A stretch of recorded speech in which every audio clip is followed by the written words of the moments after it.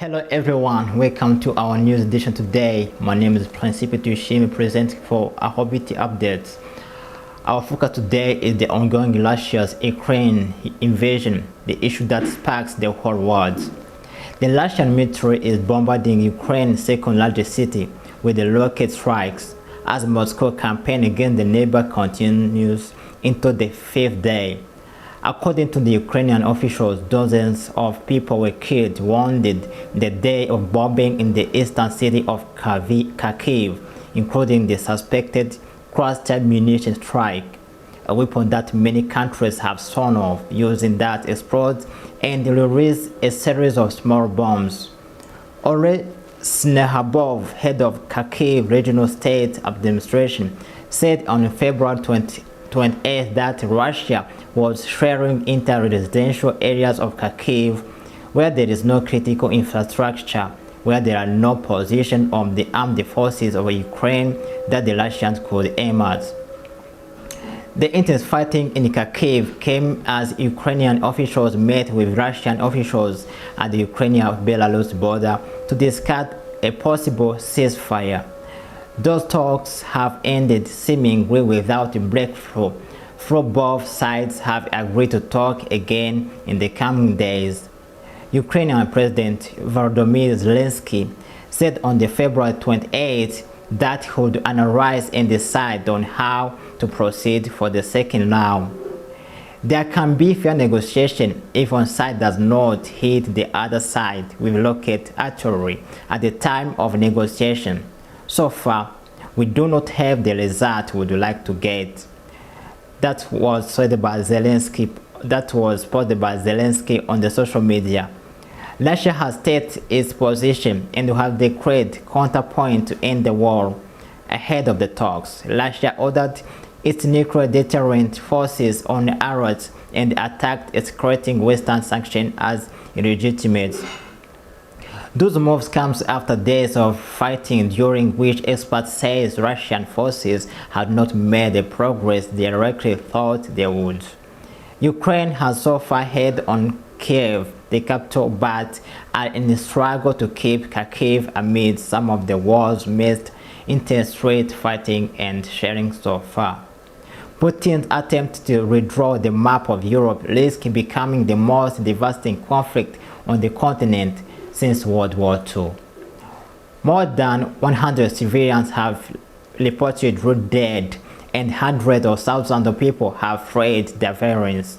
The war is threatening to cost thousands more their lives.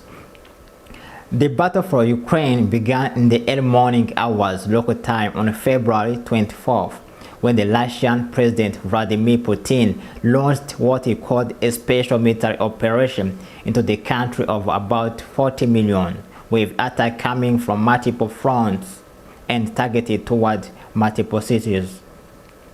Ukraine's resistance has complicated Russia's effort to save the country, but the more protracted this war becomes, the more catastrophic it will be. Russia's move into cities has opened up a dangerous chapter as the urban warfare threatens civilians, and experts say that Ukraine's resistance may only push Russia to intensify its assaults. 5 days in Ukrainian airspace remain contested, according to the Pentagon.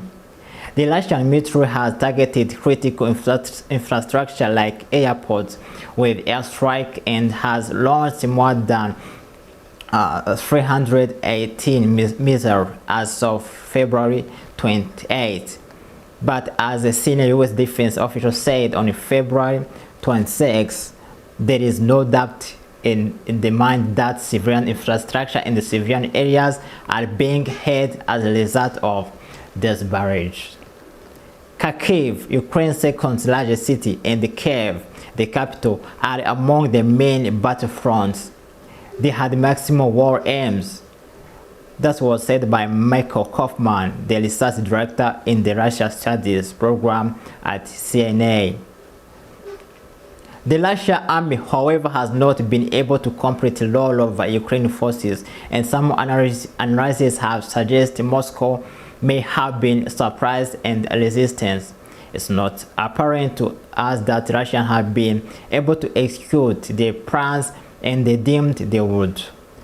That was said by Pentagon spokesperson John Kirby on the February 25 during the briefing.